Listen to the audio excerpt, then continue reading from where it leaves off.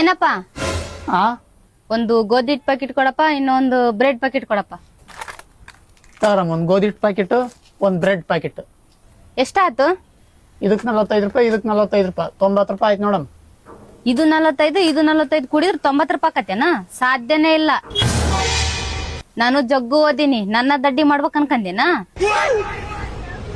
ಫಾರಿನ್ಯಾಗ become ಮಾಡಿ ನಾನು, ಅರ್ಥ ಆತಿಲ್ಲ?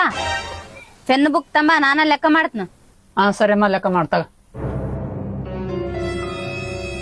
45 45 ಪ್ಲಸ್ 5 5 10 4 4 8 810 ರೂಪಾಯಿ. ನೋಡಿ, ಇದು ಕರೆಕ್ಟ್ ಲೆಕ್ಕ. 810 ರೂಪಾಯಿ ಆತ್ ನೋಡು. ಇದಕ್ಕಂತ ಲೆಕ್ಕ, ಹಿಂಗ್ ಮಾಡದ್ ಲೆಕ್ಕ. ನಾನು ಫಾರಿನ್ಯಾಗ ಓದಿನಿ, ಫಾರಿನ್. ನಾನ್ ಓದಿರೋದ್ ಬಿಕಮ್. ಹೌದ್ ಮೇಡಮ್, ನೀವ್ ಲೆಕ್ಕ ಮಾಡಿದ್ರೆ ಸರಿ ಐತೆ. ಕೊಡಿ ಮೇಡಮ್, 810 ರೂಪಾಯಿ ಕೊಡಿ.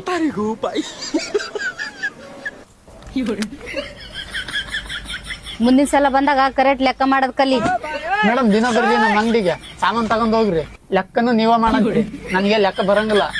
ನಾನು ಬಿಕಮ್ ಮಾಡೀನಿ, ಅದು ಫಾರಿನ್ಯಾಗ. ಹೌದನ್ ಮೇಡಮ್, ನಾವಿಲ್ಲ ಗೌರ್ಮೆಂಟ್ ಸ್ಕೂಲಾಗ ಓದ್ಬಿಟ್ಟಿವಿ.